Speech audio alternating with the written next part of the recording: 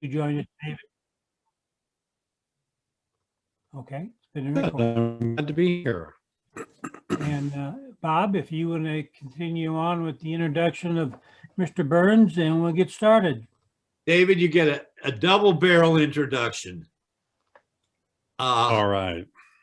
Just from the club's perspective, when we started looking outside of St. Louis for regional beekeepers who could help us out at a club meeting like the one we're having tonight,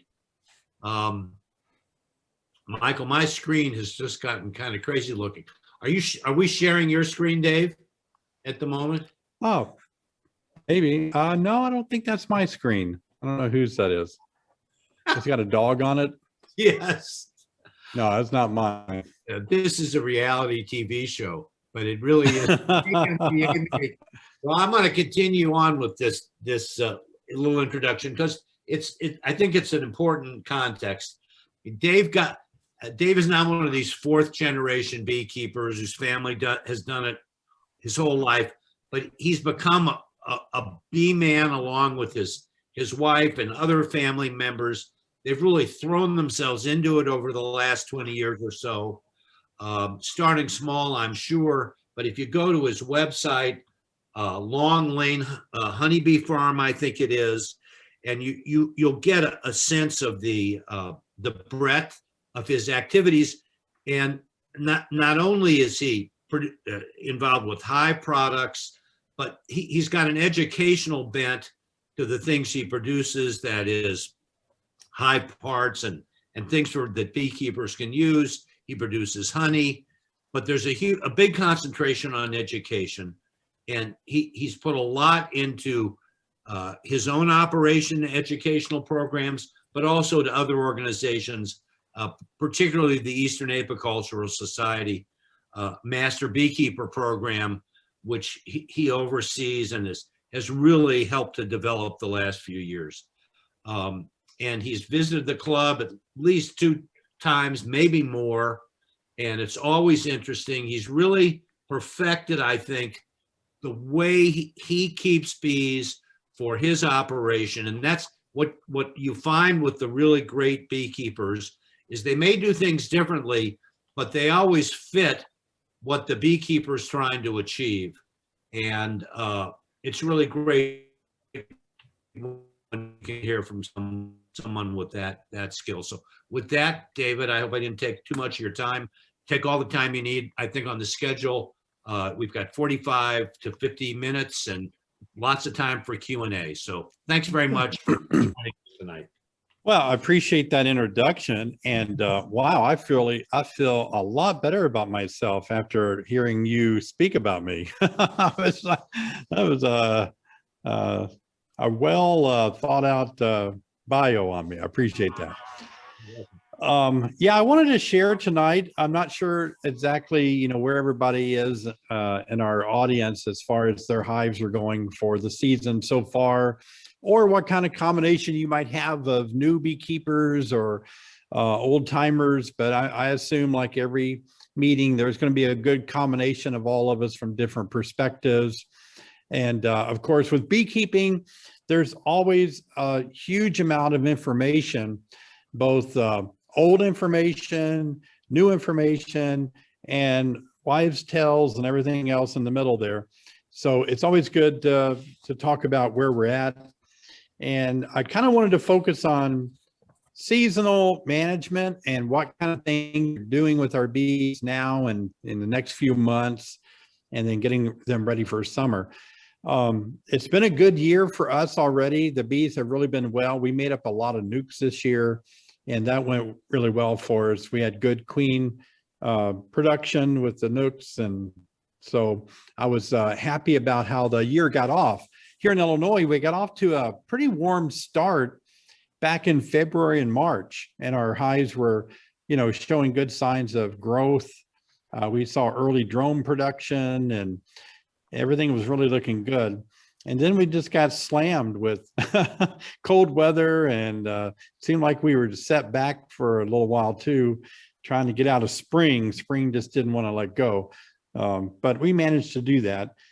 And so as many people that are listening may know, I mentor about 250 people around the country, coaching.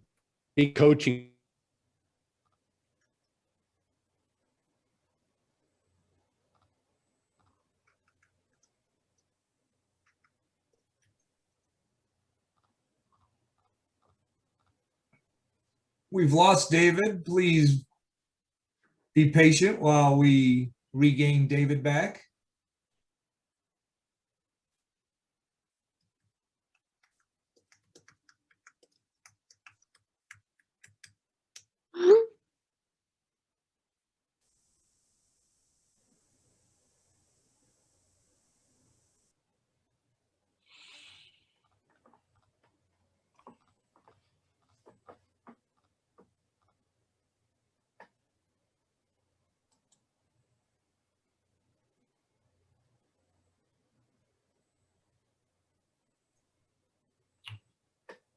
You're muted, David.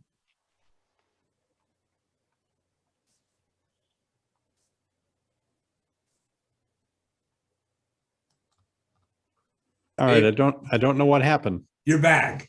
I'm back. Little solar flare. I guess so, yeah. Hope that doesn't happen again. So I was saying that, with beekeepers, we all make up a lot of different backgrounds, and there's a lot of information out there today that we're really struggling to figure out what to apply.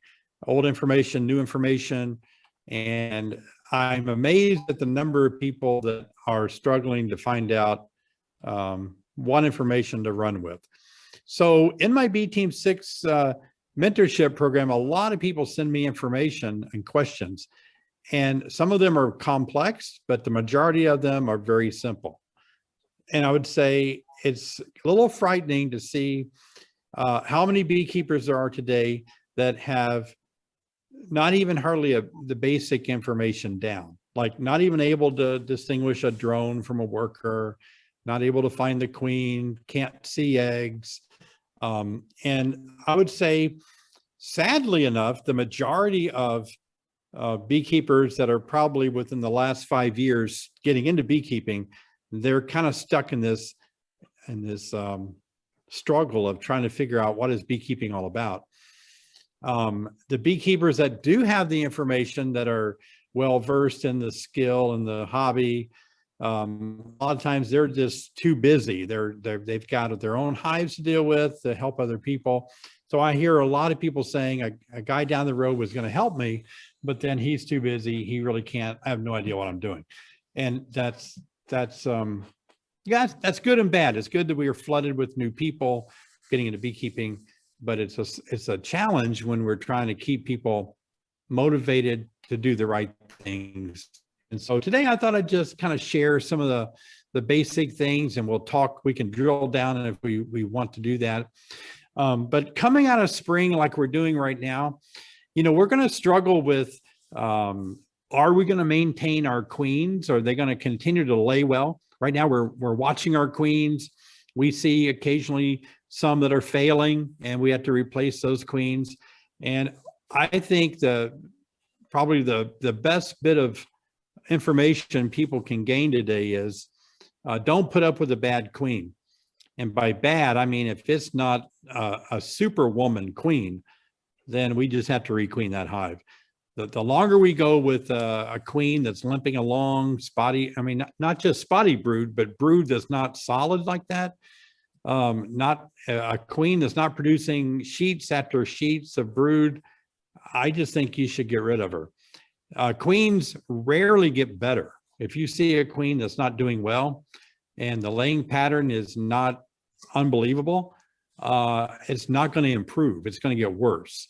And so the sooner that we can replace our queens and keep our hives producing a lot of brood, the better things are. Heavy brood production is really where the money is. It's the low-hanging fruit. It's the easiest to obtain. You can get a better queen, get better brood.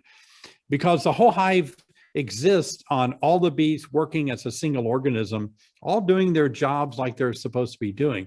And if we have any gaps at all, like if you lose your queen, And then all at once you go a week before you get another one in there, you have these gaps in available workers, and it just sets the hive up for failure.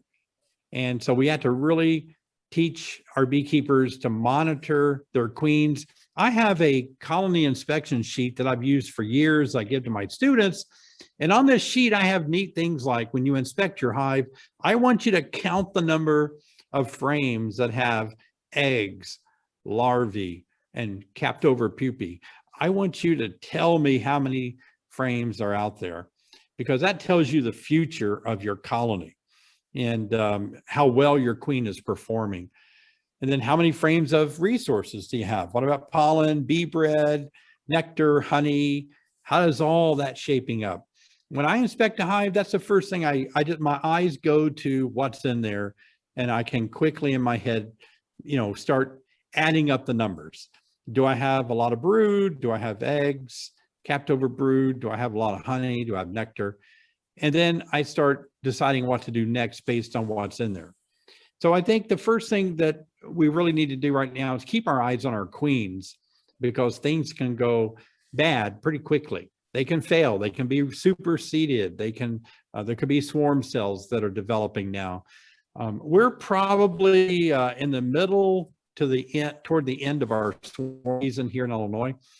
And swarming has been average for us this year, but all across, the US, bees swarm when they're healthy. That's a good thing, but it's a bad thing for beekeepers. So in the spring, we really need to, we probably are done feeding for most part. We're letting the bees gather up their own nectar now. We have a lot of clover right now. Our black locust just stopped about a week ago, but our bees are on to good clover. Our clover will last here in Illinois, believe it or not, all the way into the middle of August. And that's a really good crop. We have really good honey that comes from the nectar of the Dutch clover, the yard clover. And mite control, I mean, gosh, that's second to making sure you got a good laying queen. And that's the hardest thing to get everybody to do, is take a look at their mites. I don't know how to do that any more than just keep hammering it and saying that bees die from mites. And we produce a lot of packages every year. And that's one of the things that we have to control all year long with those colonies that produce our packages. We have to control mites. So we're really, on those colonies, we're really managing mites more than we're managing bees.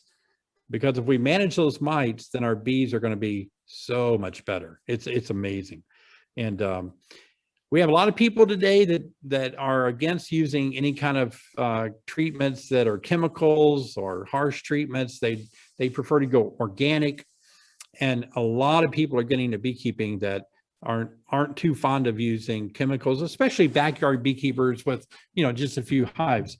And for that, I would always say, do the things like take a mite test first with gathering up those bees off a brood comb, shake them out through hardware cloth, 1/8 inch hardware cloth, and find out how many mites you do have.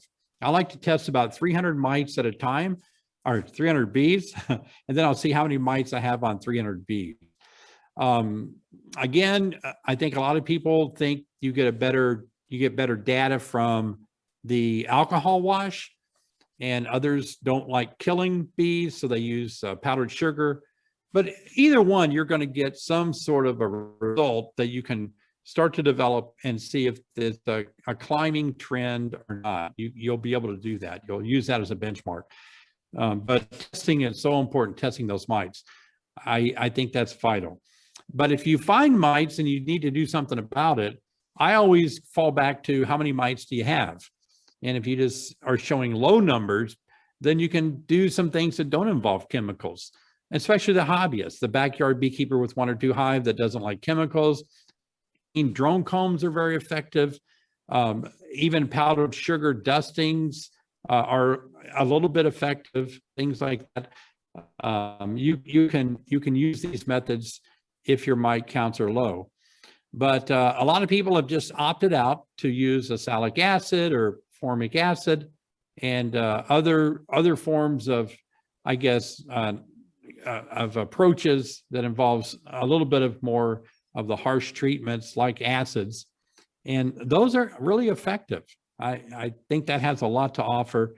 Some people ask me, gosh, all these chemicals or the green drone comb, the things that we use, they might kill some bees. What do you think about that? And I always say they're going to kill a lot less bees than if you let the mites go. The mites are going to destroy so many bees in your colony by spreading viruses. And, one of the things that I really am on a soapbox about is that you got to have the right attitude about mites. And that is that you might feel like you can treat mites once in the spring and then once in the fall and everything's good. But that's not really how it works at all. It's not so much the mites that we're worried about, it's the viruses that they spread. So if you have a heavy mite infestation and you throw some chemicals in there, kill all those mites off, you still have the viruses. And bees are spreading them because they're feeding each other mouth to mouth like bees do. And they're spreading the viruses when they feed the larvae, when they feed the queen. The queen's laying eggs with the viruses on them. So really, we need to prevent the viruses from ever getting a foothold on the hive. And for that, you've got to control your mites all year long. You just can't do it once or twice a year. You got to keep your levels down all year long. And I've seen results in that approach in my yards that are staggering. The work is labor intense and so frustrating how much time it takes to control mites. But when you do, and you keep your mite levels so far down, the bees are just so much different. The honey flow is staggeringly different from a hive that's free of viruses than a hive that has viruses. It's so much different because, we're losing bees. Half of their life is gone. They die at half their life when they have these viruses. So I think the important thing is to always be in your hives every 2 weeks, taking an inspection, making sure the queen's doing good. And then on the second 2-week inspection or once a month, you want to do those mite tests and get numbers back on your data sheets to know how those mites grow. Are the mites getting worse? Are you able to get control of them? I would say to those listening, if you're not motivated to deal with your mites, I understand that. I totally get that. We have life circumstances. We have other things going on. But just know that by not dealing with your mites, it is definitely a death sentence to your hive. It might be in the winter that's coming up. It may be next winter. It may be a year or two, but inevitably your hive is going to perish, and it's going to perish from those viruses. So that's important to do.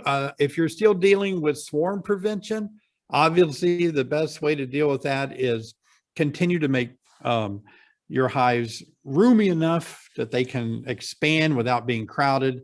And if you still have time to make splits, if a time in the year, then making a split can help control some swarms. But you just need to watch for queen cells in that case and try to deal with that. Right now, what we're doing is throwing honey supers on like crazy and letting the bees bring in a lot of the nectar and expand into the honey supers. So they're doing pretty good at keeping our hives balanced with good brood on the bottom and good honey up above. It's not been a problem yet for us. Some of our hives seem to be, some of them are brood bound and some of them are honey bound. But most of them are perfectly placed for this time of the year. I think when I was talking about the queen too, I have about 3 or 4 things to evaluate with my queen. And that is when I don't really care where she is or what she looks like. A lot of people need to find the queen. Oh my gosh, I want to see her. But I just look at her brood. I just look at her brood pattern. And then I look at the bees that she's producing. Are those, we oftentimes think bees are making, or the queen is laying eggs. I've got good cap brood. Everything is perfect.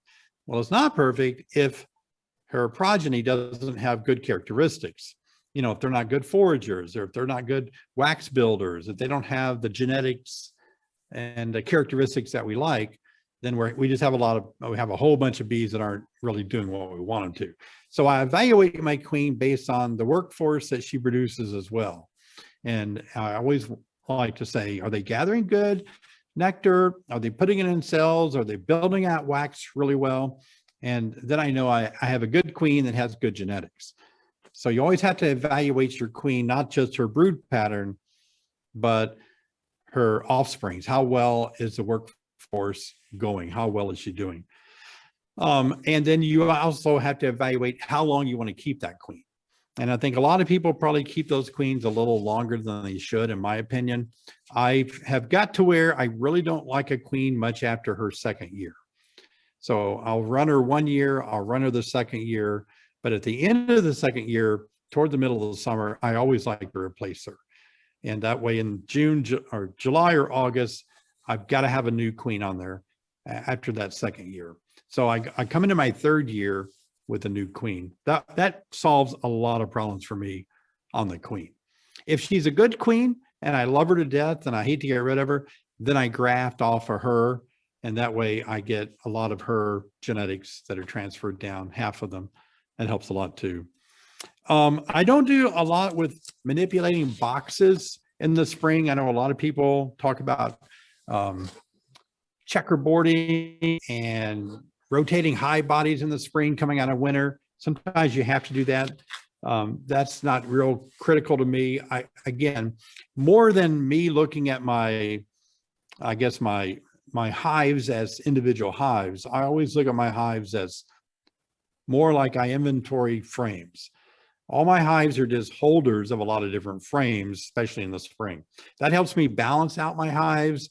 It helps me short, weak hive. Now, if you don't have but one hive, you can't do that. But if you have several hives, you can start spreading these frames around and you can really balance out your bee yards.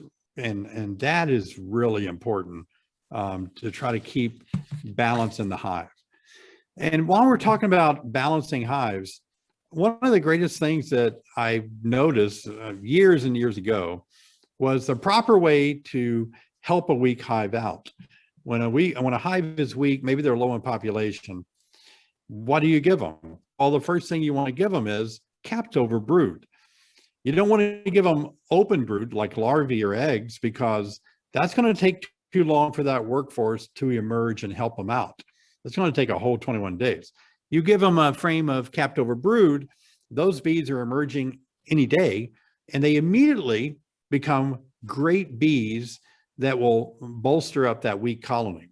So this frame of capped brood to me is just a big battery, a big source of energy that you transfer over to a hive that you want to bolster up. And in days, the landscape changes on a hive like that. It's just amazing. But if you gave them a frame of open brood, it's the opposite. It sucks all the energy out of the hive.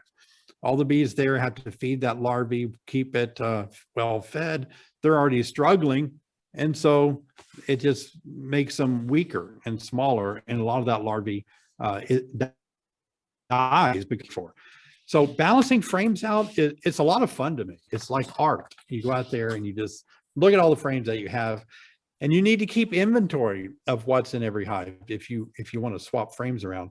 That way you know what hives to put where. I guess probably most of the audience knows how to test for mites. I think that's really important to do mite tests, samples, keep that going, and then have a good graph that you're keeping, and you can monitor the growth of your mites as time goes on and see how that's going. We have small hive beetle here in Illinois, and gosh, that goes good and bad every year. It's a little bit different. And that's important. You think beetles won't do a lot of damage, but boy, they can. And one of the things to remember, if you're looking at some larvae in the hive and you don't know whether it's a small hive beetle larvae or a wax moth larvae, just remember that small hive beetle larvae has all 6 legs up toward the front. The wax moth larvae has all the legs all the way down its whole length of its body. And the small hive beetle larvae have the spikes on top of themselves, where you don't see that on a wax moth. So a lot of people get that confused. So you start seeing small hive larvae in your hive, gosh, so you've got to get on top of that. So here in Illinois, we do battle that. It's really kind of like geographically different every year. Some yards will have more beetles than others. Sometimes you have some hives that don't have any beetles at all. There's a lot of new things on the market that are helping us control those beetles. But I think the best thing to do still is keep strong colonies and then trap them. And I've got a good friend that specializes in small hive beetle research, and we talk a lot through the summer. It's amazing to learn from him. But he gave me some great advice last year. He said, you know, when you're trying to get rid of your beetles and you're trapping for them, it's just like fishing. You always have to move your trap. You open the hive up and you see beetles here or there, and your trap isn't there, move your trap over there. You got to put that trap where those beetles are and keep moving them around. So there's just a lot of effort that needs to go into keeping these pests out of our hives, like the mites and the small hive beetle, because the mites are going to give us those viruses that are going to weaken our hives. I'm not too sure how your honey flow is there in St. Louis area. I think I remember, I've heard some people say that it's kind of short, but during our Q&A time, we can talk more about that. But what I like to do now, I like to put all my supers, as many as I can manage on right now. If I have a hive that is having small hive beetle issue, I don't like to put excess supers on. I'm afraid that gives too much room up above my hive bodies, where the beetles can kind of have a heyday up there, unprotected frames, and I don't like to do that.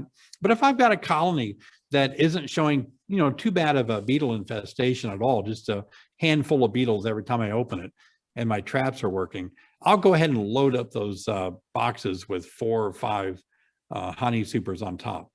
I've made the mistake so many times of not putting enough supers on, and the bees would have done more work. So that's important. Let's put a lot of supers on now, load them up, let the bees draw that wax out or repair old frames and start putting the nectar up there, start working on it, getting dried out.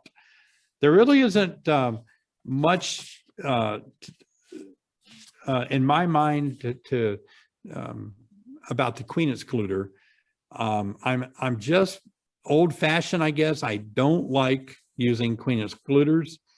And a lot of people say, well, I saw a video where you used one. I do use them on occasion. Occasionally, I will have such a prolific queen that I have no choice but to keep her down. She won't stay out of my supers. And I'll use them in cases like that. But on the most part, I don't enjoy using queen excluders. I'd rather my bees have access to the supers just like they do on their own in a tree in their natural habitat. And I just think it makes it easier for the bees to bring in a lot of nectar. But again, you'll have to be the judge of that. For me, those of you that may be just starting out, this might be a good tip for you to hear. If I'm right now, most new colonies that I made splits out of are due their supers now. They've filled out their 2 deeps now. And so what I'm going to do is, without a queen excluder, I'm going to just set a honey super on there. Most of my supers are drawn out comb with no honey in them, but I'm going to set it on there without a queen excluder. And I'm going to leave it on there about a week. And then I'm going to go back in a week and see how it's going. And what I'm mainly looking for is my queen. Is she up in that super laying eggs? And if she is, I'm going to pick her up. I'm going to move her back down. Sometimes I'll just let her walk back in the entrance or move her down to the bottom deep. What I'm trying to do is get my bees to bring in nectar into that super. And if they can get nectar in those cells, then she can't lay eggs in it, because remember, she's always looking in there, looking for a perfect cell to lay in. So if I can get nectar in there, then, you know, then all my bees are on my side. They're trying to get that thing filled up with nectar too. I want to fill up with nectar. We're trying to keep the queen down. That's what the bees want. That's what they want in nature. And so that's what we're trying to do.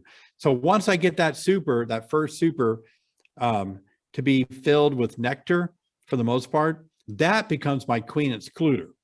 And this works for me about 80% of the time, where once that super is on there and it's filled with nectar, I can add more supers now, and my queen just doesn't pass that natural queen excluder. because she walks up there, she can't lay any eggs. Nobody has any area for her to lay. So she goes back down. And so I'm a top super. I put all my supers on top. I keep putting a top one, top one, top one. It's just easier for me to do it that way, to manage my queen, to keep my queen down below that wet super that they're building up first. And I have a lot of success with that. But if you're a new beekeeper and you're not going to manage your queen, pick her up. If that's something that you feel like, ooh, I'm not comfortable with, I'm going to kill her, I'm scared, I don't want to do it, then by all means use a queen excluder, because it's more important to keep her out of those supers and let her go up there. Queens love to lay in new foundation, that new wax has been drawn out. They love that so much. In fact, queens will lay eggs in a piece of foundation that only has a small amount of wax on those cells, on the actual cups or the frame, I guess, but they'll only have like a 1/16 of an inch drawn out. She'll lay eggs on that, which is astounding for me to think of, because that forces the bees to draw the frame out more, because the cell has to be so large to accommodate the pupae. And so they're rushing the queen is rushing them to draw out the wax when I see eggs basically sitting on just a piece of foundation. It's amazing. So anyway, she wants to lay on that so fast, so you have to kind of keep her down. But it's fun to do that. The other thing about top supering like I do is that I always have to check the super that's above my queen excluder super. So I don't ever change that super, even when it's completely filled with nectar and capped over and it's honey, I leave it on there. That's even a better barrier. The bees will just pass that up and they'll keep going up. Works out really good for me as well. And then I just keep, harvesting off the frames or the boxes of the supers on top as they get filled up. Right now, the biggest challenge, I think, for beekeepers is all the pests that we have, all the diseases. We, in Illinois, we see European foul brood. We see, the viruses that are spreading. We've had pretty good management of American foul brood. We don't see a lot of that. But I think for the most part in the fall, I hear a lot of people tell me that they have parasitic mite syndrome. A lot of that occurs in the fall. The mites are just so severe in a hive that they weaken it so bad that those symptoms are spotty brood pattern. You have dying larvae in the comb. You have real low amounts of populations in the hive. So we really need to avoid that fall damage that we get from the mites that cause parasitic mite syndrome. It's really sad to see that. Once you see that, I don't think there's any recovery from that. Every time I see parasitic mite syndrome, that hive is shot, is done. The other thing is winter preparation. I speak a lot about winter prep. That's kind of my specialty, because I got so frustrated with bees dying in the winter. And for a long time, I thought I could solve it by finding that unique queen that was so genetically supercharged to overwinter well, that all I had to do is leave it up to her and her offsprings to overwinter. And so I chased that. I really did. I went after colonies that were in buildings or barns that were surviving in cold environments without the intervention of us helping them. They were surviving. And I thought I could gather that genetic stock up, but that's hard to do. Bees are haploid diploidy genetics, and it's hard to hold any line really tight. It's such a challenge if you're trying to do it yourself. And it's hard to do. And so I'm not pursuing that anymore. I'm not trying to find a perfect queen. And I hear a lot of people still telling me that. I know we have some good organizations that have some promising queens, and I never want to speak poorly about that. But on the other hand, I think we're a long way off from ever having a queen that will take care of our problems. I mean, we have some that are helping, but the genetic lines are hard to keep. If you have a super duper queen, doggone it, they might replace her in a month or two or next year. And now you got half of that good stock. Really tough. It's not like animals where you are like dogs or horses or cows. We just don't have that kind of control over the genetics like we want to. So I would rather not promote that. I don't really say a lot about that, about promoting a queen line, because I really think it's more important that we manage our bees, that even though a queen may lay good genetic characteristics, we still need to have a beekeeper that can really know how to manage those hives well. And so that seems to be where I push my teaching, my training more is, okay, so you got a queen that the guy said was perfect, that it's mite resistant, it's disease resistant, it produces hundreds of gallons of honey every year, and you bought it, but it's not going that way. Okay, well, let's get back to management then. So that's sort of like, we all want to be able to solve our problems with the quickest solution. And that doesn't happen in beekeeping. You can't do that necessarily all the time with your own health. You can't always just take a pill and everything goes away. You've got to do some your own health, exercise, eat right, stuff like that. Bees are the same way. You've got to be able to look at that hive and say, I can't just throw a superstar queen in there and all my problems are over. That's not going to happen, because a lot of these things that bees are facing, it doesn't matter how great the characteristics are. The extreme of that would be pesticides. No matter how good your characteristics are in your hive, if your hives are hit with pesticides, the genetics are gone. And so you just start coming away from that. If they're hit with viruses, bees really can't face viruses, even though they may have good honey characteristics of gathering honey or surviving the winter. They can't face these viruses. So we have to control what is hurting our bees and then work on our genetics to, I guess, in sync with that. So if you got good management skills and then you have good genetics, that's the best combination. But you can't go all the way one side and all the way the other side. And there's a lot of gullible beekeepers out there that are really chasing that perfect queen. I'm really a fond observer of Brother Adam, that did a remarkable amount of research and personal work on finding that perfect queen. And he just never could find that perfect queen. He was his stock was called the Buckfast Queen. And he worked really hard to find that perfect queen. And I have a video of him saying that it's impossible, that he would never find that perfect queen. And so, again, it's not a bad idea for us to pursue stuff like that and hope for better days. I think it's coming. I think it's a long way off. So right now, until we get there, let's really work hard to manage our bees with good beekeeping skills on management. I really think as we talk about winter prep, I'm going to kind of wind down my talk with winter, I guess. Gosh, this is so important to me. I have such a passion about this because I discovered it, I read about it, and then I started discovering it on my own, and it was fascinating. But I found out that, and this research has been around since the probably 40s and especially the 50s and forward, that the more bees that you have of winter physiology, the greater the chance is that your bees will survive the winter. And everybody wonders, like, oh, okay, I got to fatten my bees up. I got to fatten them up for winter. Oh, not really. I mean, kind of. But remember, all the bees that you see in the months of like October flying around, you might say, oh, good, I got this large colony. All these bees, it's just packed full of bees. Every one of those bees are going to be dead by Christmas.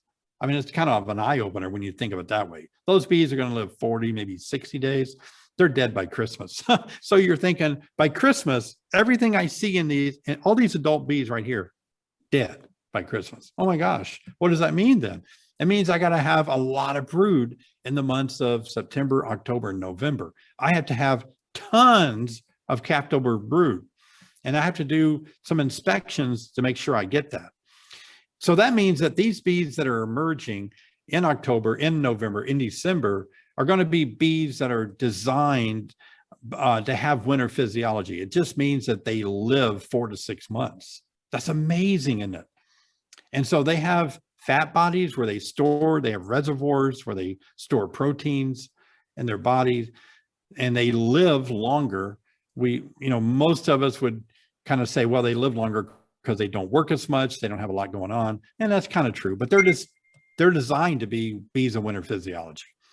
So the more bees that you produce of winter physiology, the greater those bees are going to make it. They're your heater bees. They live 4 to 6 months. Do you want a heater that lives 30 days? Or do you want a heater that lasts 6 months? So it's simple. And so you just got to produce bees of winter physiology. I do it by tricking my hives. I start feeding them 1-to-1 sugar water with added proteins and a lot of vitamins and minerals in the fall, in late summer and fall. When my honey flow stops in the summer, I go right to feeding. I don't want there to be a huge gap. And so I start feeding 1-to-1. I don't do 2-to-1. 2-to-1 is just for them to store up resources to carry it over into winter. I don't need that. I need brood. So I trick my queen to keep laying brood all fall. So I go into winter or fall with a lot in my hive, a lot of bees that are going to live 6 months. And so I've got a problem now. I've got a large colony of bees, and they're going to grind through their resources really fast, because most hives, if you don't feed them heavily in the fall and you don't get a lot of winter physiology, the queen backs down in her laying and they travel through winter with a very small amount of brood that they're making or they're taking care of. Well, that large colony now needs food, and that's why I invented the winter bee kind, where I found a way to put all that good stuff that I give them in the late summer and fall into a more solid mixture that the bees could consume during the winter time. And so I'm constantly feeding those bees all winter long, keeping them strong, and many times using those infrared temperature sensitive cameras. My bees aren't even tightly clustered. There's so many bees in there. It's so warm in there, they don't even have to cluster tight on really cold nights. So it just makes for a large colony to overwinter with. That was so eye-opening to me to see this. That presents 2 problems though. It presents more mites that I can't control during this winter brood season. And so I come out of winter having to quickly control my mites. And then it also produces a lot of swarms before it's even warm enough for me to get out there and start making splits. But I would rather I'd rather have that problem. I'd rather have lots of bees that have some mites with them and they want to swarm than a hive that barely made out of winter that I have to wait a month for them to get back up to 20,000 bees. So that's a pretty easy technique to use. Anybody can experiment with that as well. Just figure out how you're going to get a lot of bees of winter physiology in October and November to start emerging during the winter to be your big bulk that carries that colony all the way until spring. So some of those bees that are winter physiology are the same bees you'll see in the spring. But when you just stop and think that in the fall, when you see bees like in September and October, those bees are going to be dead in 2 months. They don't live that long. So you got to get ahead of that game and produce a lot of bees. So feeding bees is really the answer. I've spent a lot of time with commercial beekeeper friends, and they feed their bees all the time. Anytime they're not gathering the bees aren't gathering honey, they're feeding those bees protein, they're feeding them good stuff, keeping them healthy. And you may not want to do that if you're a hobbyist in the backyard. I understand that. And we may not have to. Maybe commercial guys have to do that because they need lots of bees. But if you're just an average beekeeper with less than 10 colonies in your backyard, it still would help a tremendous amount if you would feed your bees in the fall, right after the honey flow stops. Don't let there be a gap. Keep feeding them as if they're bringing in that nectar so they can build up and be strong for winter. But again, when you go into winter, this last point I want to make, you want bees of winter physiology that are well fed and have a very low viral load. So when you start raising bees of winter physiology in September, October, November, they better not have viruses, or else they're not going to make it the full 6 months. They're going to die in February of a short life from those viruses. So there's a combination again. It all goes back to, do I have a good laying queen? Do I have my mites under control? Are my bees well fed? And those three things are hard to negotiate and navigate, but if you can do it, you can really come up with some successful beekeeping. Well, that took me up to 50 minutes. So I think I'll just stop here and let you guys ask any questions or talk or however you want to do it.